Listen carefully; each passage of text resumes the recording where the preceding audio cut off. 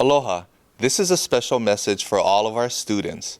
First off, I want to say how important it is that you be a part of this battle against COVID-19 and how important your role is. We're depending on you. I am depending on you. This virus is very sneaky and hides itself well, especially in younger and healthier folks. It can be carried by its host for 2 weeks before someone feels ill. That means if we're not careful, we could accidentally bring it home to mom, dad, brother, sister, grandma, grandpa, or anyone else that we care deeply about. I know it's a total bummer that we are all having to stay at home and keep our distance from one another. In a sense, we are all being grounded, and it's really no one's fault. This is what I never expected my first term as mayor to be like. As I can imagine, this is definitely not what your school year would look like. And for all of you seniors, we're all really bummed that you have worked so hard and stayed the course only to have a pandemic throw a curveball in our usual, predictable, normal course of life. But hey, life is going to do that from time to time. Although it may not be as huge as a pandemic, let's use this experience to give us an additional tool that we're going to need to be successful in life. You see, school is so important in life. It gives you the skills you're going to need to be a productive member in society.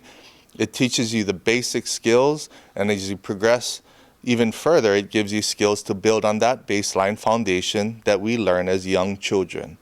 But for me, the biggest thing that going to school gave me was the ability to find information on my own. It taught me where to look, who to ask, how to differentiate between good sources of information and those that are less reliable. These are the skills you're going to need when dealing with complex situations, when life throws you a curveball. Whether big or small, these skills will help you look at a situation, assess where you are, digest information that you do have and information that you don't, and make the best decision that you can as quickly as you can. The less dependent you are in having to have someone tell you what to do and what to think, the more freedom you will have.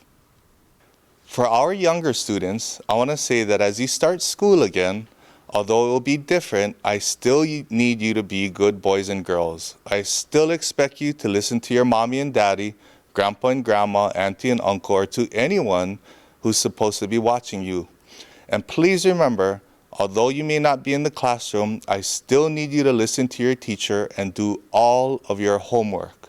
I still need you to eat your veggies, wash your hands, brush your teeth, don't spend too much time watching cartoons, and please help out around the house, clean up your own area, and if you have younger brothers and sisters, please help them out as well. Even though we have to stay home doesn't mean you can't get your exercise. Do some jumping jacks, move around. I don't want you spending too much time watching Netflix and YouTube, okay? Look, things are gonna be okay. For our seniors, look, we're heading down the final stretch. You folks worked so hard to get to this point where you can finally see the light at the end of the tunnel. I'm so sorry that things that you've been looking forward to have either been canceled or may look different than what we expected. I can't imagine what you must be going through right now. But amongst all of these changes that we're all going through, no matter how challenging some things may seem to be, no matter how tough things feel, I want you to realize that what gets us up every single day and gives us the fire to do what we do day in and day out, what gives us hope is you. Everyone here fighting this battle is willing to lay it on the line because of the hope and inspiration that you bring to us. The promise that there's a better way forward, the belief that you'll make things better for all of us as a society. Before any of this happened, we already started on moving forward and creating a foundation that would be strong enough for you to build upon. Your generation has your own ideas and values that are different than mine, as is the same with my generation's thoughts and values, different than my mom's and dad's. I think what we need to do better is to put aside our own preconceived notions and start to be better listeners. You are, after all, our hope, and I'm confident that this situation will further incubate innovation and out-of-the-box solutions that will be coming out of folks your age. I'll leave all of you seniors with this. These are the lessons my mom taught me. It's not the only lessons that she taught me, but it's the ones that I remember the most. First off, always say thank you. I tell you, a thank you is golden. There are so many people out there that are contributing to your success. To all of those teachers out there, the custodians, the food service workers, the people working in the office. Give them time to just give them a ring and say thank you. Show your appreciation. Number 2 is to never judge. That's always hard. My mom would always say, hey, only God can judge. So she always instilled in us to never judge a book by its cover. Number 3, which is difficult to do, is always forgive, or at least try. If somebody's done you wrong, take this time to try and mend fences.